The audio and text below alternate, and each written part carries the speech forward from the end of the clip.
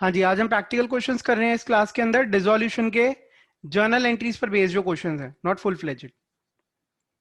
तो देखिए ये वाला क्वेश्चन, इससे हम स्टार्ट कर रहे हैं। देखिए, pass journal entries for the following the time of dissolution of firm, sale of asset, payment, sale of asset की एंट्री क्या होती है डिसोल्यूशन के टाइम में? अगर कोई एसेट आप सेल करते हैं तो उसकी एंट्री क्या होती है? कैश और bank account debit to realisation. Realisation account. ठीक है, दैट इज 50,000, 50,000। अब वो कह रहे हैं सेकेंड एंट्री हमने सॉल्व करनी है। पेमेंट ऑफ लाइबिलिटीज की एंट्री क्या होगी? लाइबिलिटी की जगह रियलाइजेशन अकाउंट डेबिट हो जाता है टू कैश अकाउंट और बैंक अकाउंट। कितना अमाउंट है? 10,000। हाँ जी। थर्ड,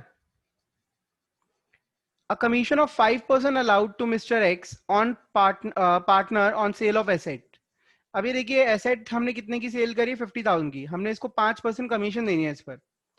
तो this is an expense for the firm, जिसको हम डेबिट कर देंगे रियलाइजेशन अकाउंट डेबिट। और ये कमीशन हमने किसको देनी है? एक्स को देनी है। तो एक्स को क्रेडिट कर देंगे टू एक्स कैपिटल अकाउंट। 50,000 की एसेट का 5% जो होता है दैट इज 2,500 रुपीज। ये हमने इसको कमीशन देनी है। Next, realisation expense amounted 15,000। The firm had agreed with Amrit a partner to reimburse him up to 10,000। अब देखिए रियलाइजेशन का खर्चा जो हुआ है 15,000 हुआ है, हमने अमृत को रीइंबर्स करना है। रीइंबर्स का मतलब क्या होता है? जब कोई इंसान हमारे लिए खर्चा करता है तो हम उसको वापस पैसा दे देते हैं, तो उसको हम बोलते हैं रीइंबर्समेंट। तो मतलब ये खर्चा किसने करा है? अमृत ने करा है, लेकिन हम उसको कितना देंगे? सिर्फ 10,000। तो बाकी खर्चा उसने अपनी पॉकेट से करा और वो उसी का खर्चा माना जाएगा। तो हम केवल और केवल कितने अमाउंट की एंट्री करेंगे? रियलाइजेशन अकाउंट डेबिट टू अमृत। हम उसको 10,000 देने की एंट्री करेंगे।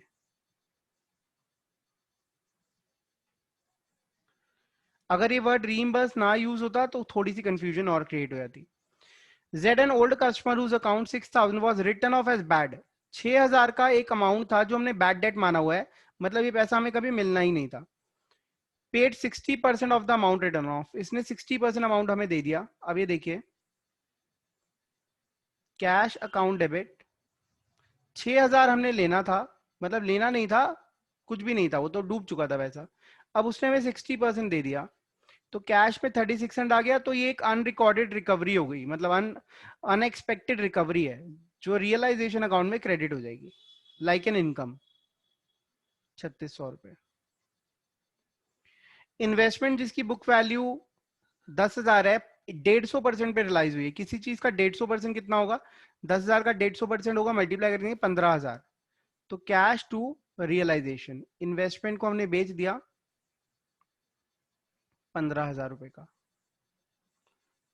इन एंट्रीज में कोई डाउट है तो आप पूछ लो। हाँ जी, क्वेश्चन नंबर 9 कर रहे हैं हम। नेक्स्ट क्वेश्चन, वो कह रहे हैं X Y Z are partners in a firm sharing profit in the ratio of 3:1। The firm was dissolved on 1st of March 2013 after transferring assets other than cash. Cash को हम वैसे भी realisation में transfer नहीं करते। And third party liabilities to realisation account. ठीक है, तो उसने अपनी एसेट्स और लाइबिलिटीज दोनों ही रियलाइजेशन अकाउंट में ट्रांसफर कर दिए। There was a balance of 18,000 in the firms profit and loss account. ये 18,000 प्रॉफिट एंड लॉस अकाउंट में पड़ा हुआ है। There was an unrecorded bike of 50,000 which was taken over by X. एक bike थी जिसको रिकॉर्ड नहीं करा हुआ था।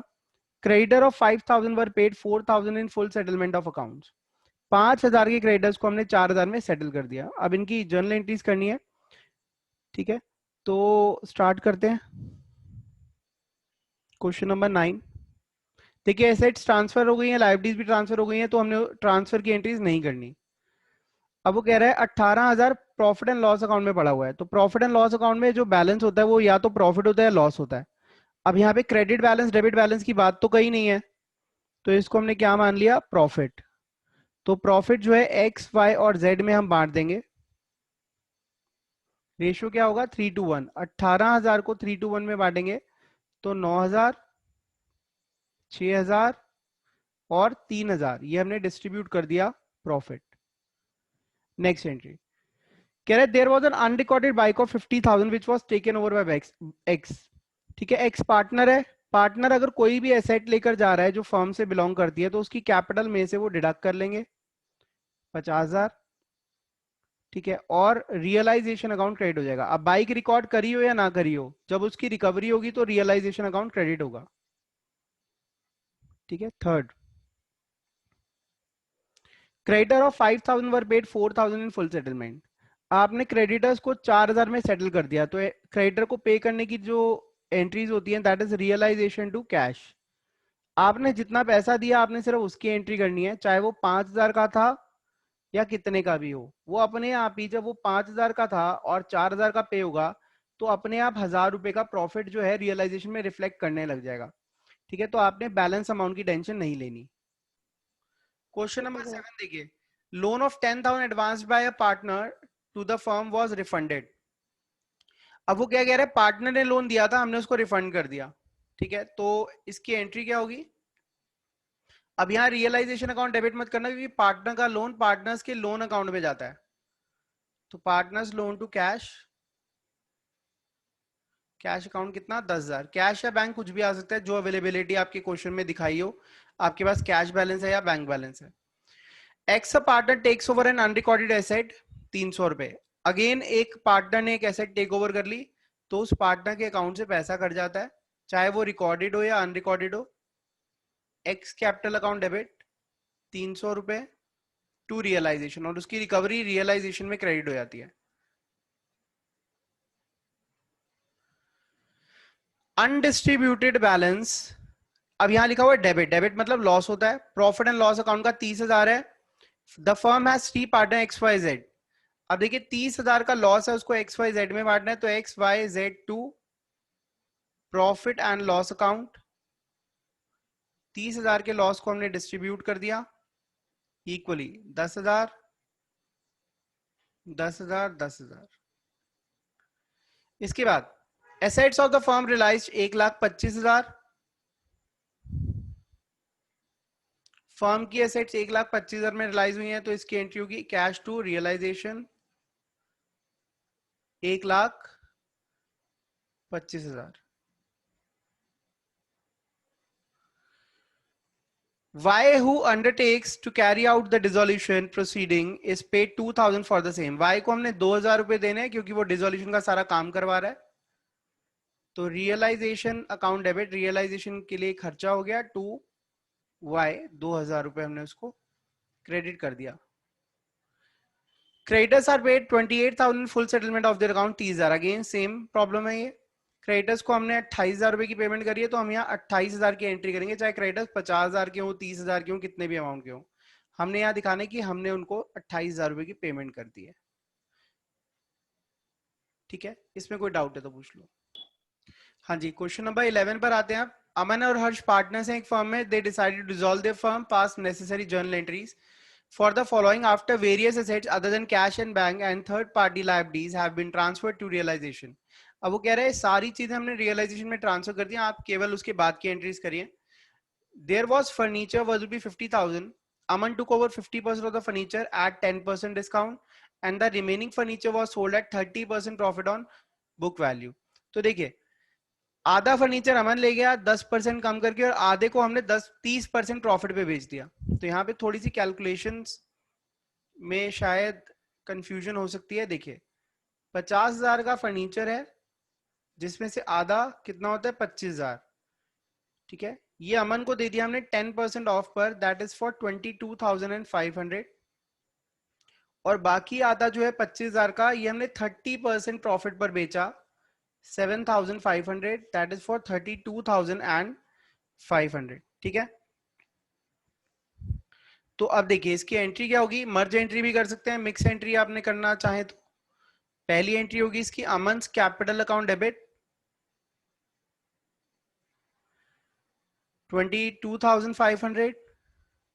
ठीक है, मर्ज एंट्री होगी तो कैश अकाउंट की भी एंट्री इसी में हो जाएगी जो हमने बेचा है, दैट इज फॉर 32,500, और रियलाइजेशन में क्रेडिट हो जाएगा इन दोनों का टोटल, दैट इज 55,000। इसमें कोई डाउट है तो आप पूछ सकते हैं।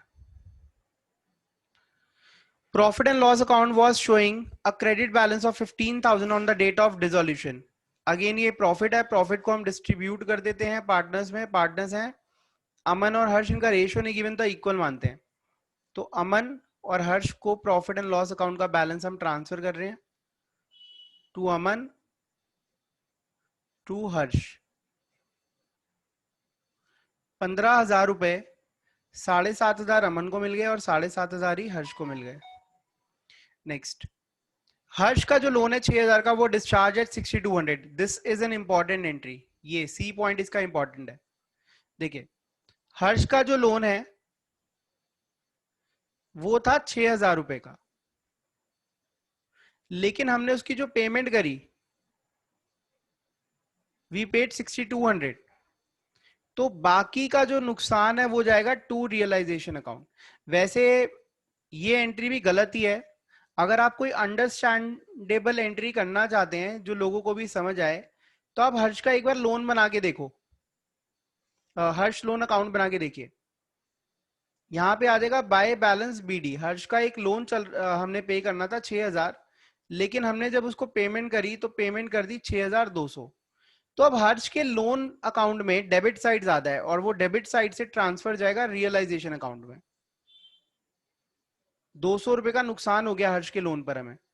ठीक है, तो इसकी एंट्रीज क्या होती है, इसकी 2 एंट्रीज होनी चाहिए कायदे से। तो मैं ये सारा यहाँ से रब करके इसकी 2 एंट्रीज आपको करनी सिखा रहा हूँ। आप भी 2 करें तो बेटर है, बाकी आपकी मर्जी। देखिए, सबसे पहली चीज आप हर्ष का लोन पे करेंगे, हर्ष लोन अकाउंट डेबिट। आप लोन जो पे करेंगे 6,200 पे करेंगे टू कैश। मर्ज एंट्री करने की कोशिश ना करो तो बढ़िया है। अब देखिए, लोन था 6,000, पे कर दिया 6,200, तो इन दैट केस बाकी का जो नुकसान हुआ है 200 रुपए का, वो रियलाइजेशन अकाउंट में डेबिट हो जाएगा। आपको तो पता है ना, नुकसान हमेशा डेबिट करे जाते हैं। और वो नुकसान कहां से आया है, हर्ष के लोन अकाउंट से ट्रांसफर हुआ है। This is the accurate entry that you can do. ठीक है, अब आगे चलते हैं। The firm paid realization expense 5,000 on behalf of Harsh, who had to bear the expense. Firm ने खर्चा पे करा, करना चाहिए था हर्ष को। तो इन दैट केस अगर फर्म का खर्चा हम पे कर रहे हैं तो हम उसके अकाउंट से काट लें, और सॉरी, पार्टनर का खर्चा जो है वो अगर फर्म पे कर रही है तो पार्टनर के अकाउंट से वो पैसा काट लिया जाएगा। कितना है, 5,000। तो हर्ष कैपिटल 5,000 डेबिट हो जाएगा और फर्म के पास से जो कैश गया उसकी एंट्री हमने कर दी टू कैश। ठीक है, तो ये माना जाएगा हमने हर्ष को पैसा दिया है, हर्ष के बिहाफ पर पेमेंट करी है, तो हर्ष को ही करी है। There was a bill of 1,200 under discount. इसका मतलब क्या होता है, बिल को हम डिस्काउंट करा चुके हैं। आपने 11th क्लास के अंदर पढ़ा होगा बिल डिस्काउंटेड वाला concept. The bill was receive from Soham, ये सोहम से मिला था। हु प्रूव्ड इंसॉल्वेंट, जो दिवालिया घोषित हो गया। तो अब क्या होगा, बिल का हमने क्या करा था, डिस्काउंट करा लिया था, मतलब बैंक से हम पैसा ले चुके हैं लेकिन सोहम नहीं दे पाएगा आगे। And a first and final dividend of 20% was receive from his estate. तो जब भी आप ई एंट्री की अगर बात करते हैं तो ई एंट्री की वर्किंग समझिए। जब कोई बिल डिसऑनर होता है तो हम उस बंदे को डेबिट करते हैं जिससे हमने पैसा लेना है। हमने उस बंदे से 1,200 रुपए लेने हैं और ये पैसा हमारे बैंक से कटेगा। सबसे पहली बात, ये बैंक से कट जाएगा आपके पैसा टू बैंक। तो पहली चीज एंट्री क्या होगी, सोहम टू बैंक। अब सोहम की जगह आपने क्या कर देना है, रियलाइजेशन टू बैंक। ठीक है, तो ये किस चीज की एंट्री, बिल डिसऑनर हो जाएगा। उसके बाद सोहम हमें 25% पैसा देगा। ठीक है, तो उसकी एंट्री क्या हो जाएगी, बैंक टू, या बैंक या कैश कुछ भी, कैश टू रियलाइजेशन। ये हमारी रिकवरी हो गई 25%। 1,200 का 25% जो होता है दैट इज 300। तो 300 की हमारी रिकवरी हो गई। मतलब टोटल देखें तो आपको 900 रुपए का नुकसान हो गया, जिसको हम बैड डेट बोल सकते हैं, लेकिन बैड डेट दिखाने की आपको जरूरत नहीं है। ठीक है, तो अब इसकी ई पार्ट की जो एंट्री बनी वो क्या बनेगी, ये 2 एंट्रीज होंगी। पहली, फर्स्ट एंट्री, जो पैसा हमारा डूब गया, जो बिल बाउंस हो गया, हमें उसका पैसा देना पड़ गया, इसको हम कंटिंजेंट लायबिलिटी भी बोलते हैं। एकदम से अराइज हो गई, realisation account debit to bank. जैसे ही डिस्काउंटेड बिल डिसऑनर हुआ तो बैंक ने हमसे 1,200 काट लिए। उसके बाद सोहम ने हमें 300 की रिकवरी दे दी। ठीक है, बैड डेट्स को रिकॉर्ड करने की जरूरत नहीं है। क्रेडिट और डेबिट के जो इफेक्ट्स होते हैं वो अपने आप बैड डेट को ले लेंगे। लाइक आपने 1,200 पे करे और 300 रिकवर हो गए, तो 900 रुपए डेबिट साइड ज्यादा है, तो ये अपने आप बैड डेट यानी कि रियलाइजेशन लॉस के नाम पर आ जाएगा। ठीक है, तो आपको उसके अंदर कुछ भी करने की जरूरत नहीं है। उसके बाद creditors to whom firm owed 6000 accepted stock of 5000। 6000 का हमने उधार लिया हुआ था, उसने 5000 का हमारा स्टॉक ले लिया at a 5% discount and the balance in cash. अब देखिए, एक क्रेडिटर है जिसको हमने 6000 रुपए देने हैं, ये स्टॉक लेके जा रहा है 5000 वाला स्टॉक 5% डिस्काउंट पे, मतलब 250 रुपए के डिस्काउंट पे 4750।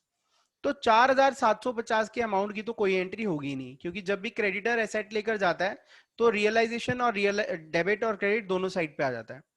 अब बाकी इसका बैलेंस रह गया 1250 जो हमने इसको कैश दिया है, तो इस क्रेडिटर को जो हमने कैश दिया उसकी बस हम एंट्री करेंगे, realisation account debit to cash account 1250। आपको इसमें कोई भी डाउट है तो आप पूछ सकते हो। क्वेश्चन नंबर 12, रोहित कुणाल सार्थक पार्टनर्स हैं, फर्म डिसॉल्व हो रही है, सारी एसेट्स लायबिलिटीज ट्रांसफर हो चुकी हैं, कुणाल एग्रीड टू पे of his wives loan. Kunal की जो वाइफ है that is not a partner, तो एक एक्सटर्नल लायबिलिटी है, और एक्सटर्नल लायबिलिटी की पेमेंट की एंट्रीज क्या होती है, रियलाइजेशन अकाउंट डेबिट। ये एक पार्टनर एक लायबिलिटी को पे कर रहा है, तो ये पैसा भी उस पार्टनर को मिलेगा, तो Kunal's capital account be part. Total creditors of the firm 40,000. Creditors worth rupees 10,000 were given a piece of furniture costing 8,000 in full and final settlement. कह रहे क्रेडिटर्स 40,000 के हैं, 10,000 के क्रेडिटर्स को हमने फर्नीचर दे दिया है 8,000 रुपए वाला, और आगे उसको कुछ नहीं देना 10,000 के बदले। रिमेनिंग क्रेडिटर्स को हमने 10% की पेमेंट कर दी है। तो ये देखो, ये जो 10,000 वाले हैं ना क्रेडिटर्स, इनकी कोई एंट्री नहीं होगी, और बाकी जो 30,000 के क्रेडिटर्स रह गए हैं, मैं आपको समझाता हूं दोबारा से। मेरे क्रेडिटर्स हैं टोटल 40,000 के, इसमें से 10,000 वाले को तो फर्नीचर दे दिया फुल एंड फाइनल सेटलमेंट में, वो कितने का भी दिया हो डजेंट मैटर, सेटलमेंट हो चुकी है। और बाकी जो 30,000 के क्रेडिटर्स हैं उनको हमने 10% डिस्काउंट पे पेमेंट कर दी, तो हमने 27,000 की पेमेंट करी है। ठीक है, तो हम केवल 27,000 की एंट्री करेंगे, realisation account debit to cash 27,000।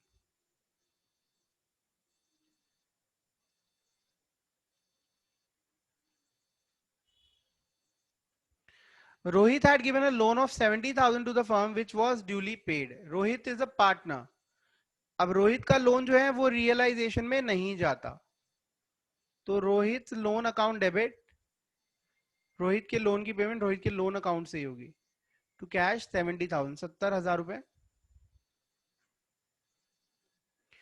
A machine which was not recorded in the books was taken over by Kunal 3,000 whereas its expected value was 5,000।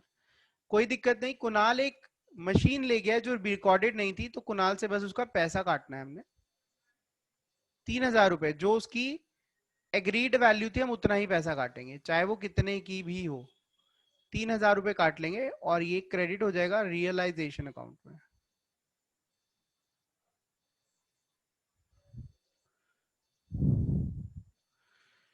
ठीक है, नेक्स्ट।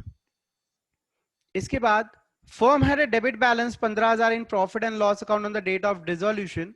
तो इस डेबिट बैलेंस को आपने पार्टनर्स में बांट देना, कोई रेशियो नहीं गिवन तो इक्वल बांट देंगे। ठीक है, तो ई पार्ट की एंट्री होगी, पार्टनर्स के नाम है रोहित, कुणाल और Sarthak, to realise sorry profit and loss account का डेबिट बैलेंस था ना, हाँ। 15,000 रुपए का नुकसान जो है 5,000 रुपए में डिस्ट्रीब्यूट हो जाएगा, क्योंकि रेशियो गिवन नहीं है तो हम इक्वल मान के चलते हैं। Sarthak paid the realisation expense 16,000 out of his private funds, who was to get a remuneration of 15,000 for completing resolution process and was responsible to bear all the realization expenses। सार्थक ने 16,000 पे करे अपने पास से, और उसको हमने 15,000 देने हैं। अब सार्थक के साथ हमारा डिसाइड हो चुका था कि सार्थक बेटा तुझे 15,000 मिलेंगे, या तूने 16,000 पे करे, हम उसकी कोई एंट्री नहीं करने वाले, तो रियलाइजेशन टू सार्थक हम उसको क्रेडिट कर देंगे 15,000 से, दैट्स इट। इसमें कोई डाउट है तो पूछ लो।